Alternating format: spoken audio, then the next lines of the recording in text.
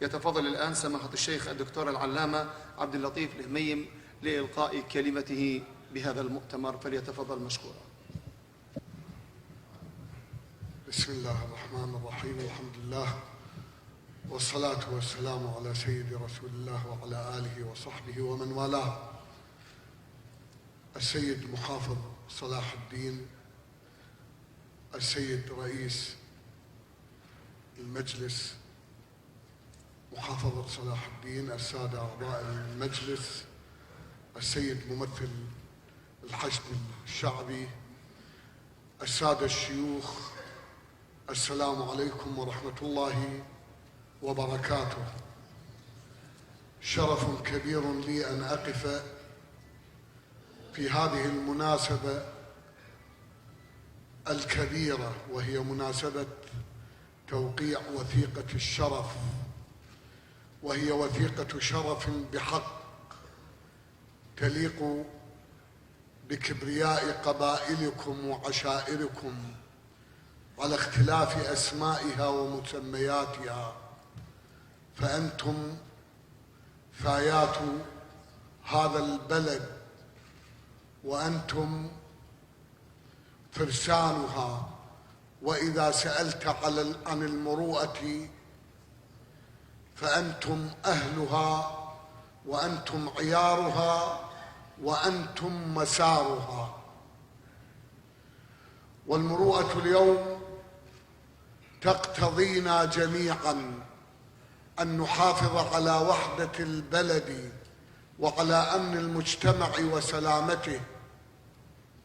لا خير في كثير من نجواهم إلا من أمر بصدقة أو معروف أو إصلاح بين الناس. إنما المؤمنون إخوة فأصلحوا بين أخويكم. وأحسب أن هذه الوثيقة ستكون هي العائق الأساس أمام الطائفيين ومفرقي البلد ورواد الفتنة ودعاة الطائفية. وهذه الوثيقة ستكون حائط الصد الأول أمام الإرهاب، لأن هذا الإرهاب لا دين له، لا عشيرة له، لا مذهب له، بل ابتليت به الأمة جميعا، والعراق في المقدمة. نحن جميعا أيها الإخوة ضحايا حرب الآخرين. هي ليست حربنا بل حرب غيرنا، ومع الأسف الشديد أننا نحن ضحاياها شيعة وسنة، وفي نفس الوقت كان أبناؤنا مع الأسف الشديد أدواتها القذرة. أيها الإخوة، اعلموا أن بداية بناء الأوطان تبدأ من وثيقة كهذه. في سبيل أن نبني وطننا يجب علينا أن نتوحد على كلمة سواء. واعلموا أن أشهد أن لا إله إلا الله وأن محمدا رسول الله، وهي كلمة التوحيد، لن تتحقق حقيقة إلا بتوحيد الكلمة. فلا إله إلا الله كلمة التوحيد، وحقيقتها ومصداقها هو توحيد الكلمة.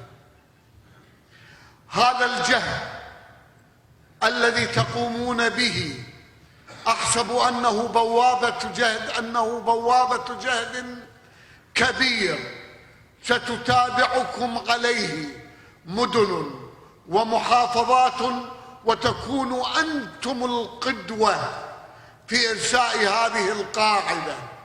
ستتلوها وثيقة في نينوى وأخرى في الأنبار لنحل كل مشاكلنا من خلال الحوار. ورسالتي الأخيرة: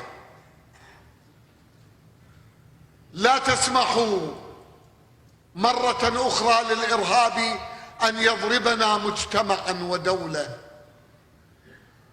ولا تشدوا مصائركم بذيل غراب، ولا تبيعوا دينكم وتاريخكم على عربة كذاب، ولا تسمحوا للإرهاب أن يدخل عليكم من باب أو عدة أبواب.